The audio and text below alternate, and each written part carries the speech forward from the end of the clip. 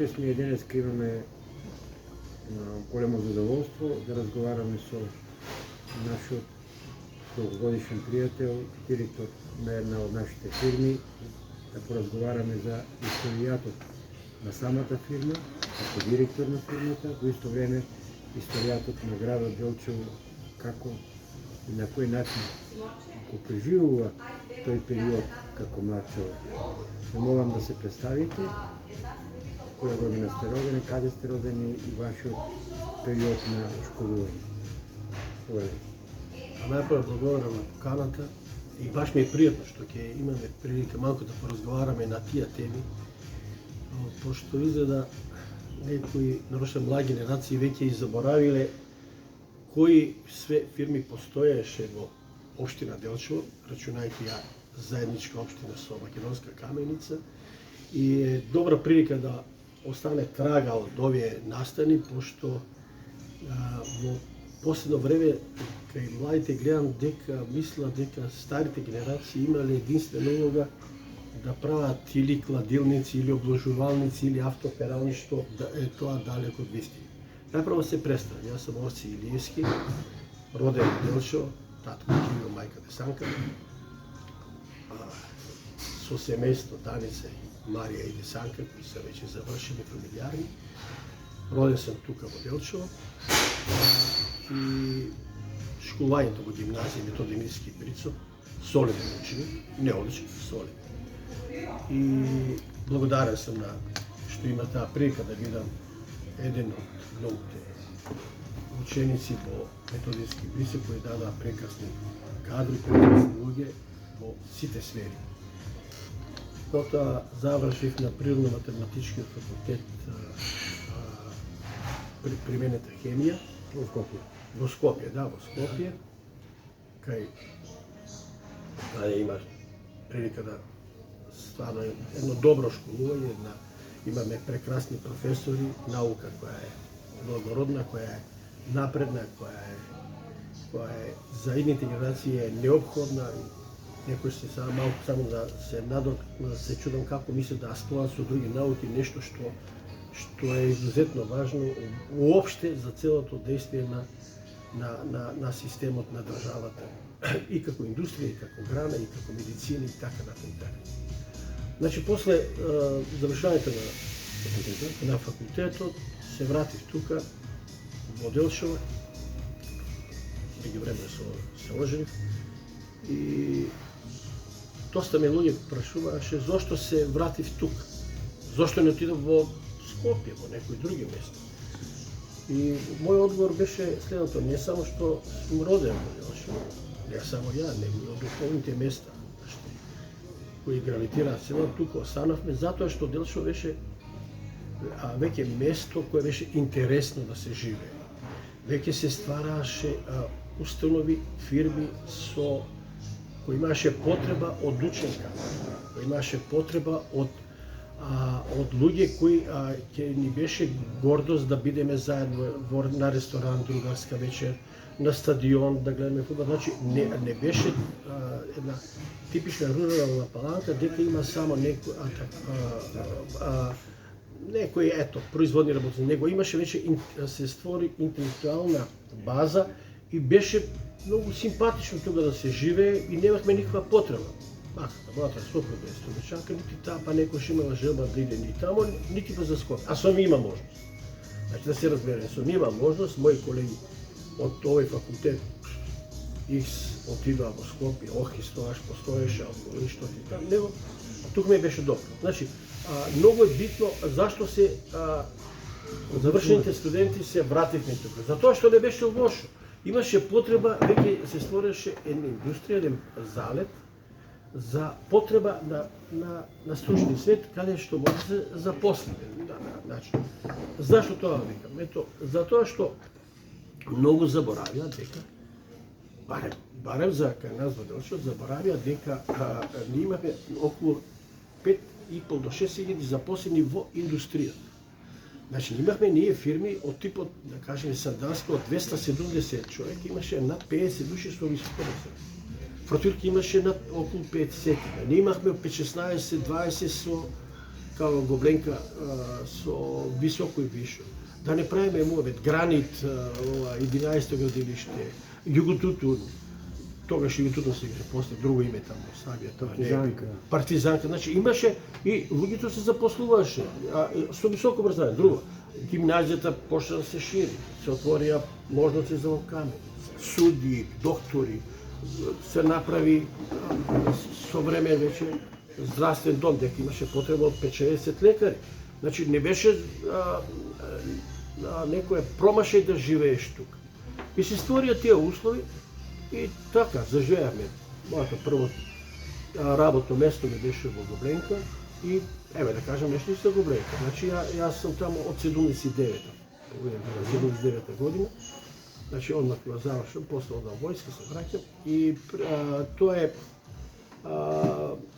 фабрика која е направена по иницијатива на владата, на власта, тогашната власт. Зашто? Која година се отварала? Па не, види, за тоа, Лупче, сакам да не стојат сега баш дати. Не знам дати.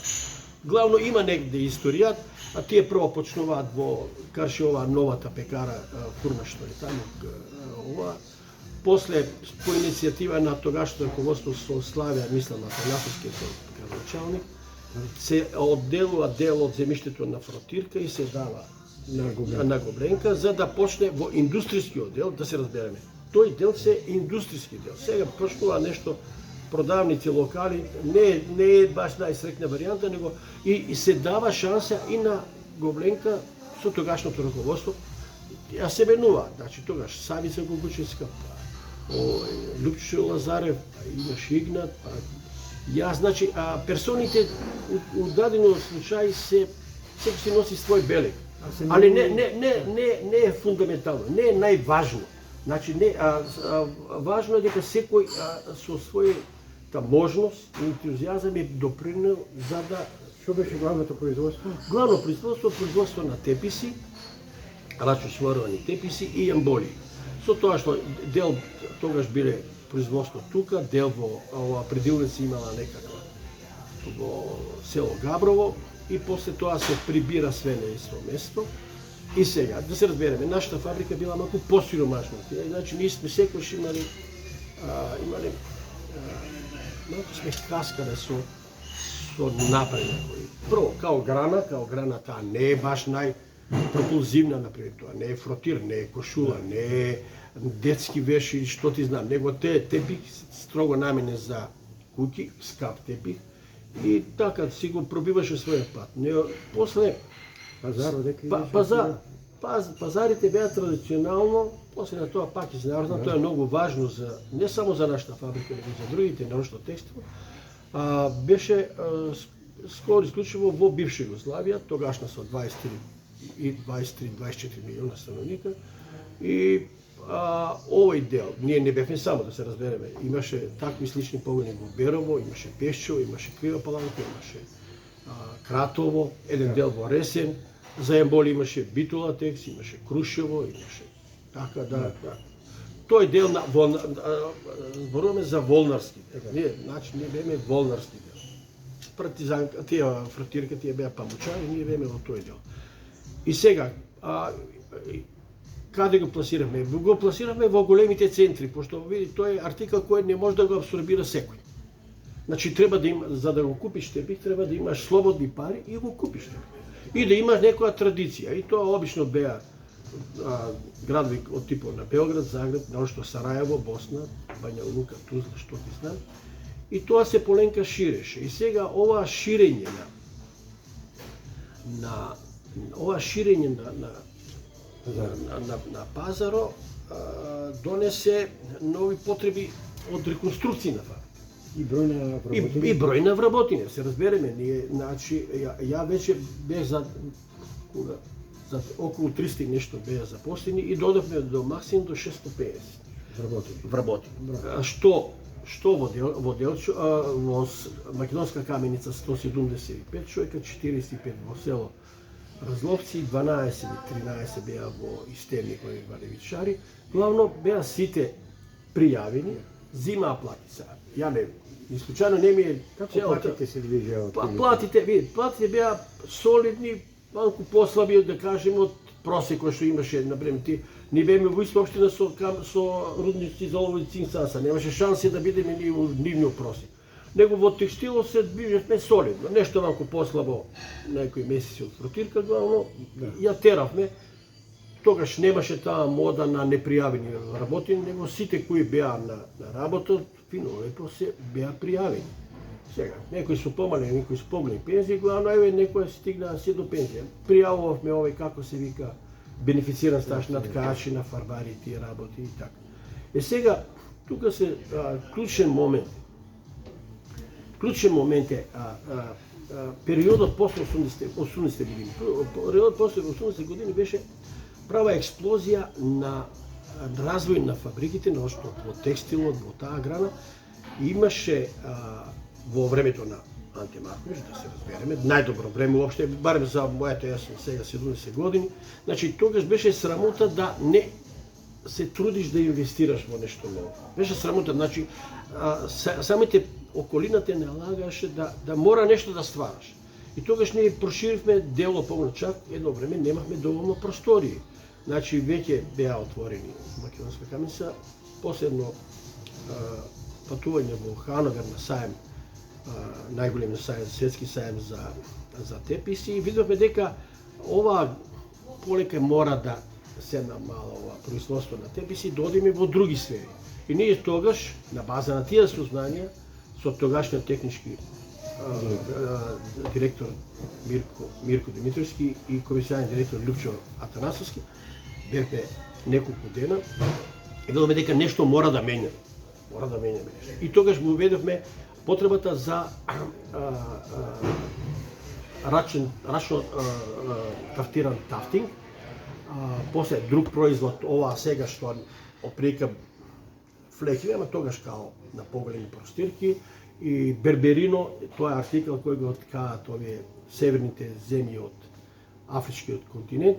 Видовме дека тоа е нешто што по-пропулзивно, значи поедноставно за работа, побрзо се работи, абсорбира помалку работни часови, да се разбереме, еден тепих, значи треба 15 дена се ткае, тој направиш тука тепих на тафтик за 3 сата. Значи тоа беа некои работи кои мораше ние да ги осознаеме. И сега зашто тоа го направивме, можеме да направиме? Па затоа што почнавме да запослуваме луѓе. Почнавме да запослуваме, ние во комерција имавме тројца, тројца во комерција, од тоа двајцата беа со високо образование, една госпоđа Зуја беше со виша, али мислам сите квалитетни.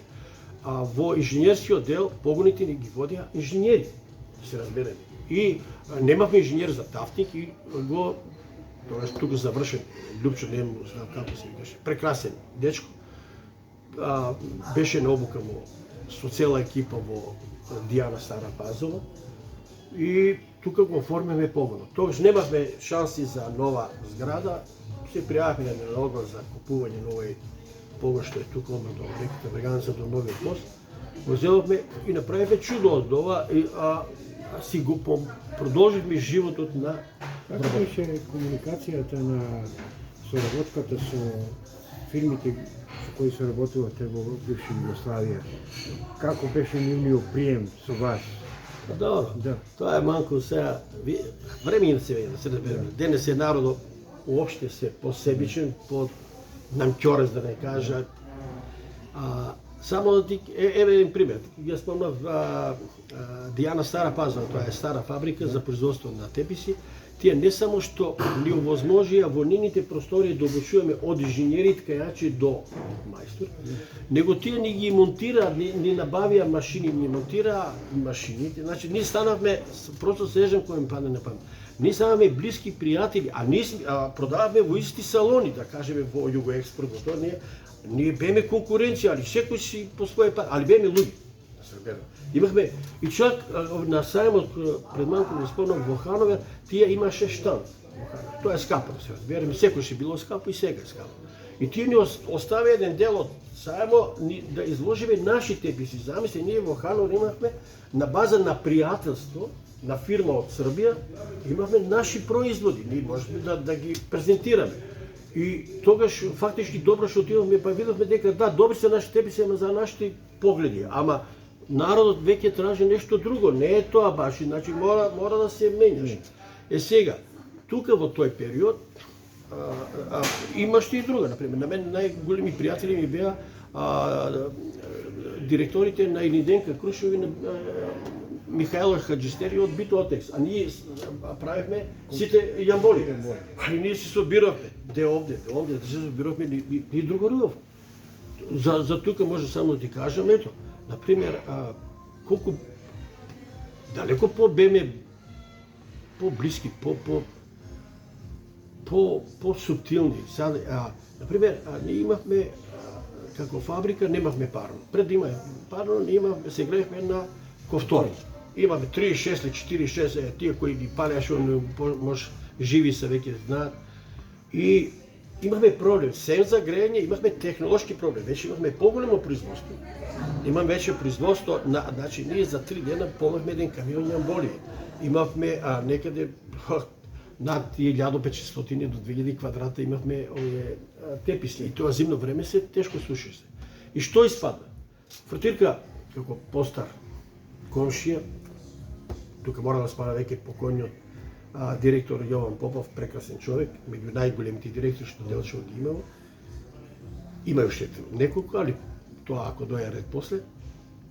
И вика, се договориме да направиме една инсталација, а тие да не приклучат со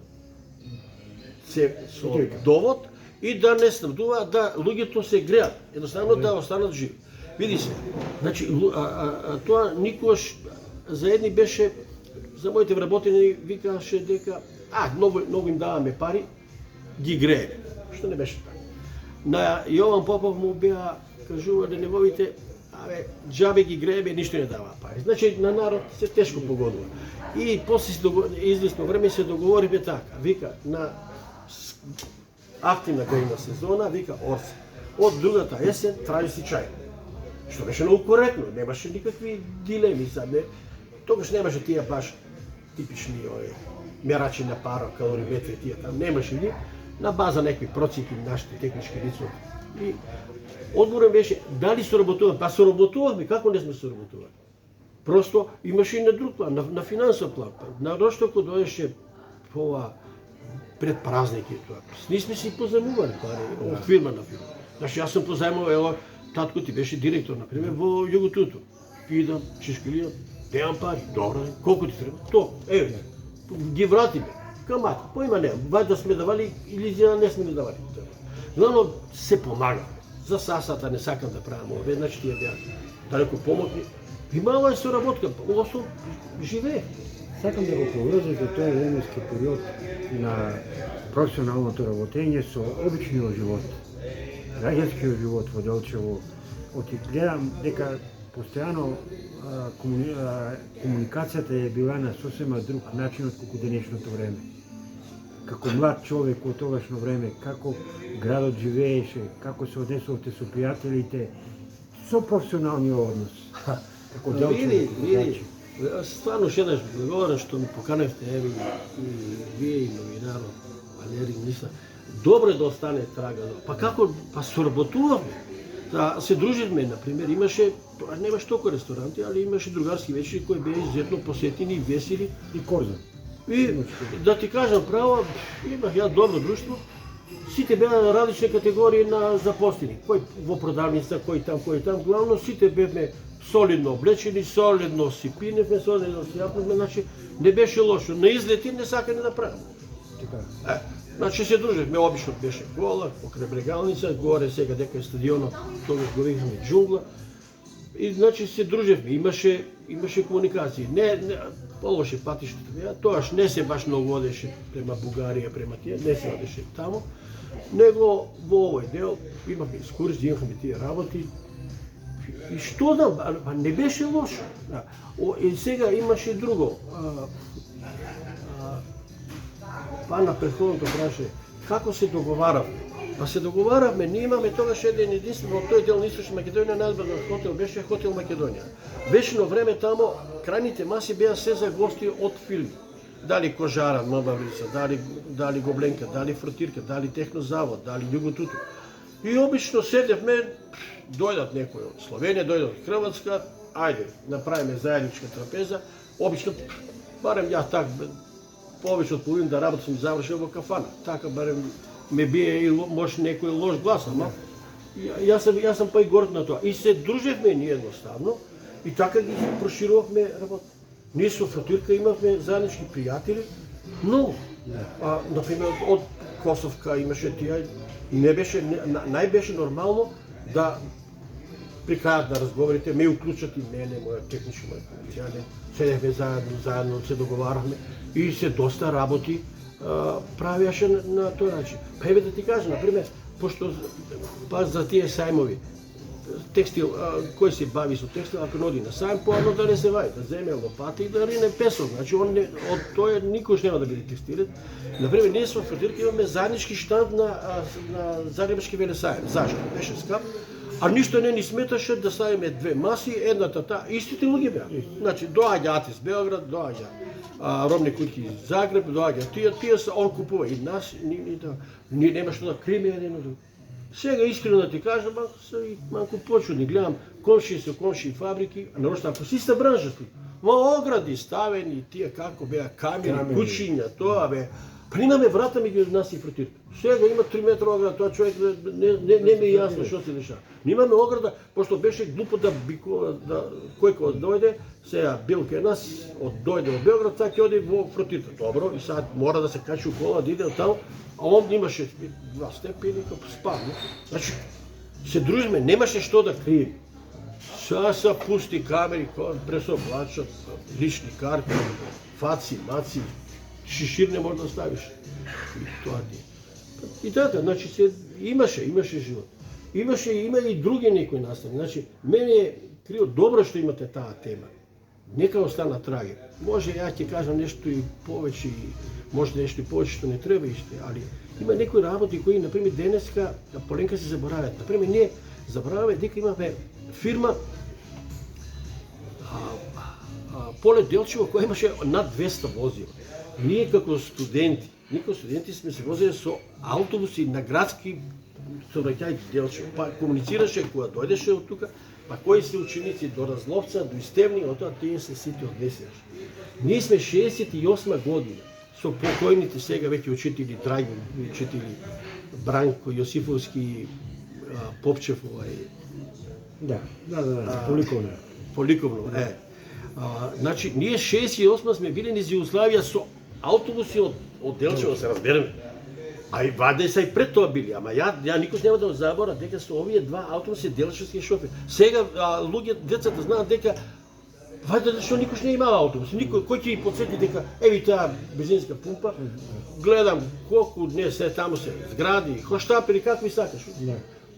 Не е чудно утре некој да му текне на средни некоја фарма за оплодување на крави да стави и пак ќе биде само да се поблизо со власт, со тие работи и све ти праќа, нема проблем. Значи, изгубија се некои критериуми, немоглуче, имавме две фирми у Делчево, кои беа фундаментални за да луѓето останат на селото. Тоа е првата Зиксан Дански начело со директор Гргански Драган и југото Делчево начело со Плачковски таткоти Илија. Па тие луѓе направиат во некои села да се оттамо останат, да работат тука, па да со парите да ги изучат децата, да им направат да им купат по една за почеток стара кола, главно да бидат малку по-напред. Па тие луѓе ги направија тие објекти за сите. Сега се распродава како иш. Кој како му стои? Еве сега на потес е овој бивши Југотутер. Ама какви некои штапери се движат таму? Оти имаме ние и како се вика градски совет, како се вика општински совет. Има советници, има градоначалник. Зашто некој не се пита, например, чии са тие имоти дека биле сега Југотутер? Дали има некои собственици? Видите, да се разбереме, тоа беше друг систем. Значи, се даваше ниви поседи за имање, со експроприација, со дарување, па некојаш и со присила. Вика, ево ти тоа, или му речат, ти ќе дадеш нивата, ама ќе запослиме тебе или детето, тоа после заврши тамо, истерано, главно тоа остане без има. Да се разбереме, ние уште мислиме дека, например, на територијата на Сандански, дека беше блок, дека тоа е било блок уште за време турско. Не е тачно. Там има там има газдината. На дека е Југотутум, прекрасно место, елитно место. Тамо имало собственици на тие, кои беше некои изубрени, ама имаат деца на внуци. Никој веќе не прашува зошто тамо на таков. Ето јас словно дека криминален начин, на криминален начин. Банката дошла на собственост. Па како дошла? Позајмица, како ништо пропада. Позајмица од 50.000 марки, за 3 години станат 3 милиона марки и вика јас сум собственик. Блага везе него не е уложил ни една цевка, ни еден шраф. Фротирка, прданка и гобленка со се технозава беа ниви за тутун, ама луѓето садеше тут. И беше обществен интерес Да се изгради. и да се гради, за да се започнат луѓето да крене малку. Тоа било и на државата тогашна и на таа. И сега вика, ти имаш нива, добро, ќе ти ја платим или ти толку или што знам колку. Тоа е, ќе речем, не па малку со разбор, малку на сила, и тоа го имало се разбере. Главно, објектите се створи индустрија, се створи традиција, се створи да има потреба, например, да има гимназија. Зашто ќе имаше ли гимназија ако овој народ се разбегаше од Делчево и од селата? Кога беме се годишни на 50 години там на гимназија, колку беше? Сега, кога се збравме, и кога земехме структурата на тие што значи, повеќе од 60% са од руралните места од села, значи тоа е било богатството, зашто гимназијата е нешто што не смее никој ни да помисли да дира. Не смее да дира, ако треба со сите напори треба да се збера, тоа мора да, значи, ако не е била таа гимназија, некој човек од Стевник, од Пасјак, сигурно не може да учи детето во Штип или во Скопје. Ама тука го завршил и сега стане дали адвокат, дали судија, дали доктор, дали тие работи. Значи, суштината е во индустријата. Е сега, индустрија. Македонија е деиндустриализирана држава. Па ние немаме индустрија. Текстилна, па не постои. Па нема потреба. Нема потреба, тука нема Што би препорачале на младите генерации кои ве наследуваат и вас и нас и кои треба на крајава тој град да го одржуваат и индустријски, и образовно, и воспитно, и у секој домен на животот, затоа што имаше страшна разлика. Викам, ние во Долче имаше еден полицаец, па сите го ценеа и го поштуваа, не смееше никој да мрдне. Учителите беа закон у тој временски период. Времењата се сменија. Што вие од ваш аспект им препорачале на тие? Имаше и ред и дисциплина, ми се чини. Поштувањето беше на висок степен. Паметно ти, прашањето на место е прашањето, али оно може да биде и многу кратко одговорено и малку поопшто. Зависи како сакаме да ги абсорбираме нешто. Значи, за да има млади свет кои се квалитетно запослени, треба да има државата стратегија што ќе се развива. Значи да има стратегија да може да се запосли. Значи и во таа фирма сега ја од кај што отидов пензија, слаб е интересот да се улагат во инженери. Значи не може текстилна индустрија, може дрвна индустрија без инженери, не може индустрија текстилна да се бави, а да нема на предилници инженер предилнички. Не може или на фарбара да нема инженер. Фротирка на време имаше труци инженери во фарбара, човече. Значи не може, горе Сандански имаше, како беа тие, сточарски завршили, па имаше ветерина, па имаше овоштари, па имаше ова жената кај што работеше, ладилник имаше 4.500 тони можеше да абсорбира јаблка за преку зимата со 15 етажна засушени овошје, али ја контролираше двајца инженери технолози. Жената со завршен хемиски факултет и Коста беше, не знам, технолоши некој, плюс другите инженери. Значи, тоа не можеше. Тамо над 2000 тона се преработуваше суви производи. Шипци, хромит, ово. Значи, тоа мора некој да го знае. Плюс фарма имаше. Фарма, па не да што населението од овде и и кои ни обштествени све, Тоа фали. па месо од тамо, знаеше, дојдеше у вторник, убаво вторник дојдеше комбито, носа теле, меле, што ти знам там, и месари една, две, млеко ни даваше прво у шишиња, пластични, па што ти знам. И сега горе има само 5 души. Газата и Snamu, Simu i to. Pretežno našите firmi stana, ti sakaš što da im preporuča. Pa našите firmi se zatvorio vo sistem na klan sistem. Kerka mi, zet mi, to je do tuka. Oni se i finansови, oni se i inženjeri, i gradežnici, i parkovi gledat, i pauni gledat, stavat učila, Ray-Ban, i sa se i sve što. Ако дојде некој инженер, ретко ги има, ја му честам на Дволко Лазаров и на братко, тие ги третира стручниот кадар на некој начин, и освен друг никој. Друг не гледа мене. И затоа он има и напредок. А другите, значи, ако сакаш ти добар инженер, мора добро да го платиш. Да го водиш на усовршување, на острушување, да прати литература, да прати ова. Мојот сега академик, професор Бојан Шопрејанов на Хемиски факултет не учише следното. Вика, јас ви давам главните смерници да вие бидете квалитетни инженери по примената хемија.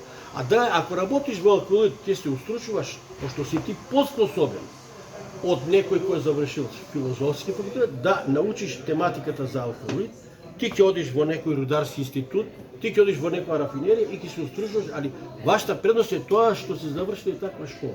Значи, мора да има капацитет стопанството да ги абсорбира. Сега, зашто одат се на природни науки? Па затоа што на овие, на обштествени науки, подобро пројдат. Полесно станат пратеници, полесно станат тоа. Административни А место да се бави он са со лозарово штарство, он ќе земе политички подобен, лепи добри плакати, стане пратеник или стане ова. И да имаме циркус без пари сме, стварно. Да имаме совет, да имаме општински совет. Имаме пожар пред 2 години. Ја се клада дека на општински совет никој не е постави прашање што се дешава со ова шумата. Кој ја сече, кој ја стопанисва, кој ќе посади после. Исто се клада дека и нашите пратенички сегашни престанат. Може индивидуално би попитали, али да сам чул на пратенички прашање да рече, господин министре, ние имаме тешка халарија во нашите општини и Бешеви Беро. Што ќе правите вие тоа да се пошуми за да не дојде да ние еден ден, цела планина дојде тук. Господи, тие само се изслушат, ние бираме, нијите лидери, имаме са полтронство невидено, ние бираме пратеници и овие кои само служат на одредени структури, на лидери. Само на лидерите, буквално лидерска ова. Просто са смешни. Како не можеш да поставиш прашање што се дешава? Пред неколку дена, сега кога беше некој празник, отработивиш човек, кој на некој начин, ајде, ние сме мало вести, па се знаеме кој како гласа, значи кој го поддржува сегашната власт во држава. Вика, зашто толку има вода брегалница? И вика па, вика многу дош, вика директоре, така вика директор, така ми се наладил, не е лош. И вика, меѓу другото, нема шума, вика, се што падне, се вика тече. И ми кажува дека ја тоа не сме. Вика, 7 до 10 шлепера дневно излеват за одредени две личности у Македонија. Чекай, па и тоа чија е таа шума? Таа шума садина намалку 50 години, ако не е се раде. Садина од генерации. Генерации како што е Голак, ја ги знам тие првите генерации која покрај мојата куќа поминуваше со лопатите, одеше на пошумување. Са веќе никој не пошумува. Нема акции никако. Па не, ја да сам како тие нашите тука што са шумско стопанство. Ето, ја одев со Лјупчо Насовски, мој комерцијален, што одевме у Чешка. Тоа е, одевме Трутнов, тоа е меѓу Германија, Полска и Чешка. Дека единствено таму се видел слична шума како таа шума што е над Рибарникот, па горе се допише. Па иди види там тие луѓе што се направили со таа шума за нова, па направи ти нешто. Они трчат лидерите што ќе им кажат на партија, дали лева, дали десна, дали средна. Не ја била. И са, каде додат? За мене, млади човек сака да заработи. Затоа не избега. Сега малку и мрдна плата, али пред неколку години беше фамозна некоја цифра 9-10 вика не може толку. Абе како не може толку са ти купиш джип, купиш таква на снаат ти на керка ти па и чак и на швалерката збуташ како беше BMW-то и таква, а не можеш да дадеш на работникот. И они фатија жаде, отидоа у Германија и Италија, ама вика там полоша работа. Ако бе? Ама доа со некаква кола, има некој авторитет, купи си телефонче, Поубава плата. малку поубава плата и сега, он си го знае. Нема никаде подобро од домашен кревет. Али ти не можеш да му земеш правото да и он сака да живее. Значи не е битно он ако живее во село Паси. Сака и он да има телефон, сака да има пат, ако сака он ќе си дојде, ќе запали. Али немаш право да го понижуваш. Ние ги пониживме луѓе. Фактички, може тоа така понакрај. Што се деси? Приватизација, како централен настан кој е катастрофа за нашите генерации, децата на стечајните работници се осветија на газдите, се осветија на газдите. Значи, родителите не ги сопреа децата. Знаеш што им рекоа? Да, одете, нас не понижија, не истераа на пат како кучиња, вас нема зашто да ве задржават. Лјупче, Валери, бидите сигурни дека тој е разговор. Јас да моите деца останаат тука. Него јас се кладам дека такав е разговор. Зашто да одиш пат кога мене ме понижа? Пошто тука нема никаква дилема. Јас сум се работил и со Босна и со Хрватска историја. Централен проблем. Најужасен проблем. Ништо вика Босна, ние повеќе настрадавме од приватизација него од војна. Значи централен настан е приватизација. Приватизацијата се одвиваше на криминален начин. Значи, види, за да бидат криминалци од Пешчево, Беројево, Делчево, мора да имаш криминална власт централна. Значи, ние имаме криминалци. Ние имаме инкасирано 350 милиона на ниво на цела држава ќар од приватизација. Толку вреди само наши рудник Сасе и Тораните. Толку вреди. Значи, фактички се купија, се зедоа фабрики без пари. Мисла, не сакам за по 150-60 евра се купија фабрики, нашата фабрика имаше 5.500 квадрати покриен простор, во магазинот имаше за 250.000 имаше роба, ја купија за 150.000. Југотутун, еден затвореник, другиот помошник на затвореник, купија го Југотутун и сега се пола Македонија го распродава. Кај го тоа? Ето горе Сандански блокот што отработивиштето тука. Значи, повтарам, тоа земјиште е нечие било и е дадено, дали на сила, за да се направи блок. Пошто јасно беше дека со големи блокови се најефтинува, се запослува тие и може, например, ти, ако имаш голем блок, да имаш хладњача, ти не може на една нива да имаш хладњача. И значи, ние ги сите тие ги запоставивме, ги спрнавме како 13-то прасе и сега, например, имаме газда. Сами си имаме ние газда на тоа, на цел имот, на 4.500 тона. Оваа година пропаднаа сливите, печката не уклучи. Мојата жена работеше во 4 смени. 2 месеца или слушаше кромит или прас или што ти зна да. Имаше 50-60 души у смена, имаше сезонски работници. А имавме приватизација која е плачкашка. Еден од модели пак уште најголема плачка. Имаше 3 модела, сите беа лоши. Ама еден беше многу софистицарно, модерно грабежлив. Вика, ги дадо акциите на сите вработи. Замисли. А еве сега да ги питам, ако например една фирма, знаеме кои се тие фирми, ако една фирма во денот на приватизација имала 1000 комитенти, 1000 корисници на акции. Не викам ја колку, дали има 3 акции, 5 акции, 15, тоа е друг критериум. Него колку се номинално. Сега да питам колку останали тие. А знаеш ли како? Например, ти си родител и имаш акции. И си работил во тие фирми и треба едно време одеше децата војска, па прослави, па или треба да жениш дете. И немаш пари. Што правиш? Земеш листето, идеш во фирмата и речеш, еве ги моите акции.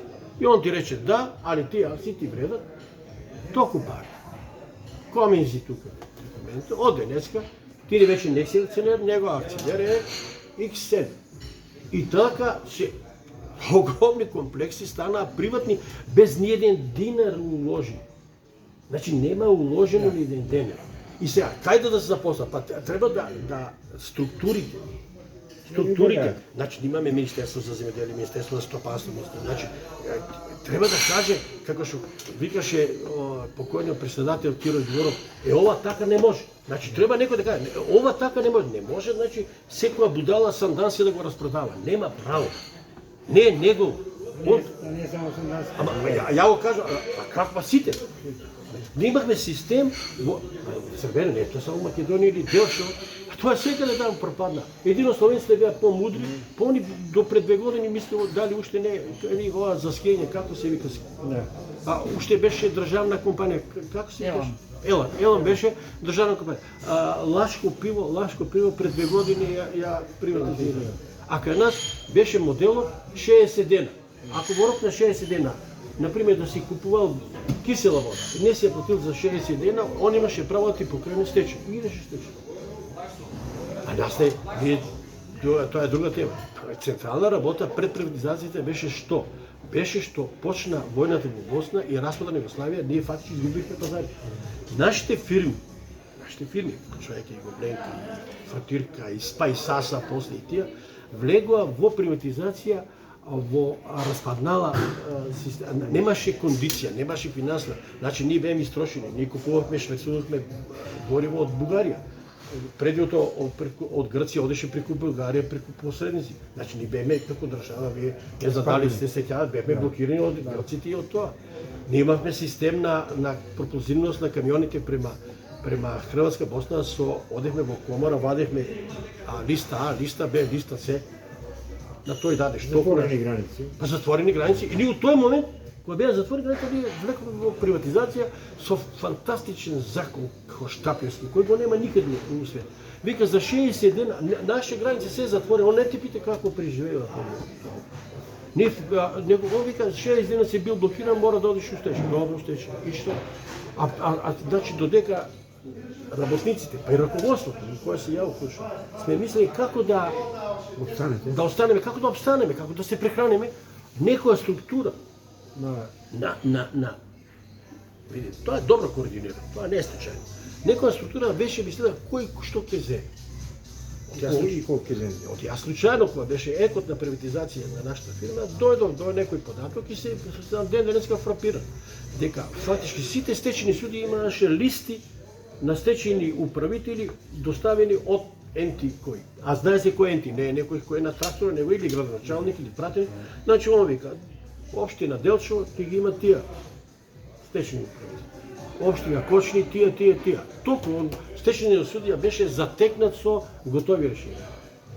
Толку така. Благодариме многу. Така, фала ви на ако нешто сум нешто лошо кажа, али се што е кажано е од срце, види. Тоа се настани кои болат, кои ствара револт. Пак ќе спомнам ова, нашите деца веќе заборавија, а внуците ќе мислат дека, например, Делчево е некоја место каде автобус не доаѓа, замисли. А ние сме имали, например, редовна линија уште 50 некоја година. И значи, некој треба да се приспита што правиме, за да биде изградена една личностно општество. Ти треба да има услуги, значи да има комуникација, да има здравство, да има тоа, пеѓу другите и превоз. Ние ги гониме таксистите како по улици да ни зараш работа, па ни тражали пари. Па што да ни тражи? Па мора ти тражи пари. Ќе се вклучам малку ако дозволи професорот, ретко кој вака соговорник ја каже вистината во многу кратко време. Еве завршен збор давам на професорот. Ви благодариме од срце за вашата соработка со нас, да знаете дека сите овие податоци кои што вие во живо ни ги пренесовте, ќе останат да младите генерации бар осознаат што значи еден временски период, што значи во овој денешен временски период, од луѓе кои што ги поминале тие периоди и како поука да се промени начинот на однесувањето. Ако сакаме да одиме напред и ако сакаме да ги задржиме деца. Благодарам уште. Само што една, еве после тоа, значи централен императив на општината, на раководството, да се задржат младите. Без луѓе не бива работа. Само тоа. Да, чак и лоши луѓе се подобри од колку никакви. Оти просто е грозно кога вечно време се стегне празно И, значи, ако ова испит не го положиме, сите други се сеќа. Благодарам што. Благодарим.